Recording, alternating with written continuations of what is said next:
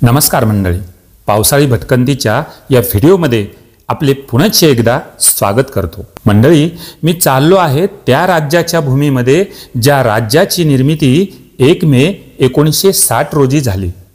ओळखलत ना? गुजरात। होय मंडळी, भाषावार प्रांत रचनेनुसार महाराष्ट्र आणि गुजरात राज्याची निर्मिती एकाच दिवशी झाली। महाराष्ट्र हा मोठा भाऊ तर गुजरात धाकटा। या दोन्ही राज्यातून प्रवास करत आपण अनुभूती घेणार आहोत महाराष्ट्रातील हदगड किल्ल्याची आणि गुजरातमधील सापुतारा हिल स्टेशनची। वणीपासून हा रस्ता सापुताऱ्याकडे जातो। सह्याद्रीतून निघणाऱ्या सातमाळा डोंगर रांगेतील हा प्रदेश। दरवर्षी इकडे पाऊसमान प्रचंड असते। सतत महिनाभर तरी इकडचा पाऊस उघडत नाही। बोरगाव ओलांडले की मोठमोठे रिसॉर्ट इथे दिसू लागतात। मग पुढे दुरूनच दिसतो किल्ले हदगड। सर्वसामान्यांना फारसा परिचित नसलेला हा किल्ला बागुल वंशातील, त्यामुळे या परिसराला बागलान म्हणून ओळखण्यात येऊ लागले। 1672च्या सुमारास हा किल्ला प्रतापरावांनी स्वराज्यामध्ये आणला। विस्तीर्ण गडमाथा, पाण्याचे टाके, मंदिर, वाड्याचे अवशेष। पावसाळ्यातही गड सुरक्षित असल्याने असंख्य पर्यटक गडावर भटकण्याचा आनंद घेताना दिसून येतात। हिरवे हिरवे गारगालीचे हरित तृणाच्या मखमालीचे, त्या सुंदर मखमालीवरती फुलराणी ही खेळत होती।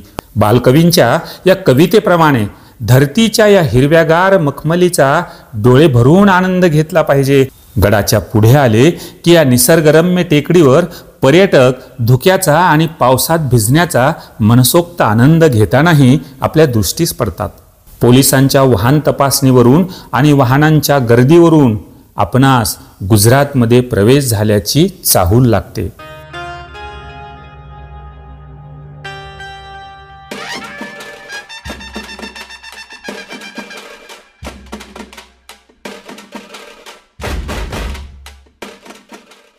नाममात्र प्रवेश कर देऊन आपण गुजरात राज्यामध्ये प्रवेश करतो।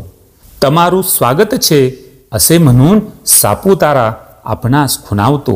स्थानिक आदिवासी बांधव डांगी भाषेचा वापर करतात।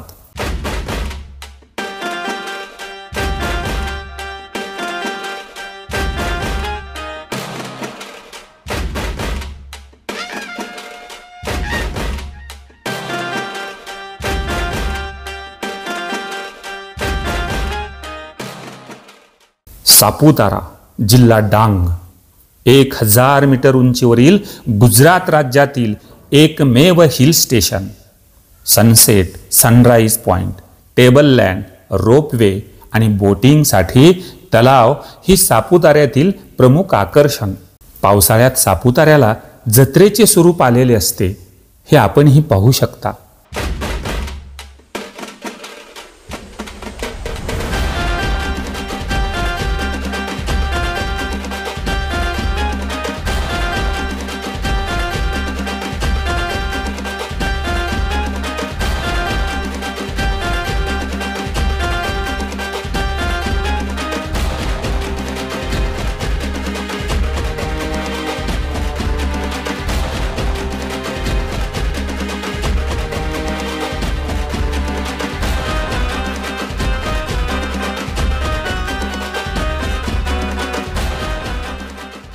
मुख्य रस्त्यालगतच आहे सापुतारा तलाव।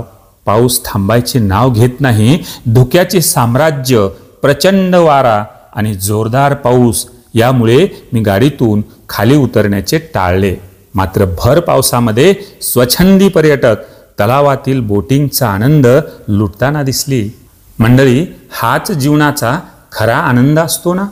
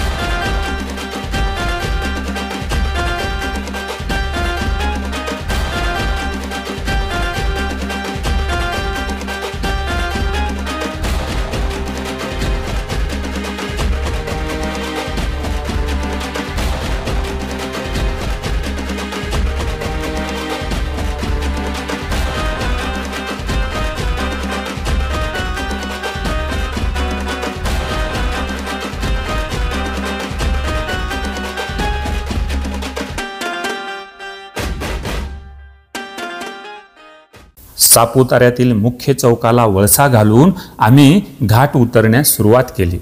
सापुतारा हा जंगलाने व्यापलेला भाग, घाटातील नागमोडी वळणे, चिंब पावसात भिजलेले रस्ते, प्रफुल्लित झालेले मन, एकंदरीतच काय तर प्रवासात अगदी रंगत वाढत चाललेली होती.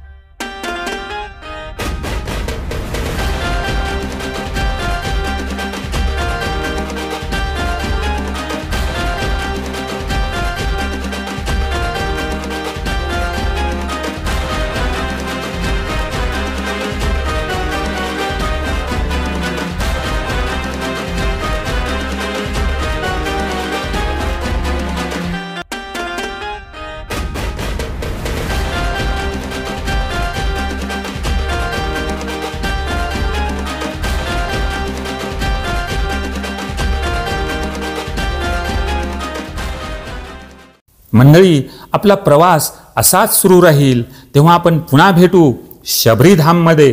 तोपर्यंत धन्यवाद.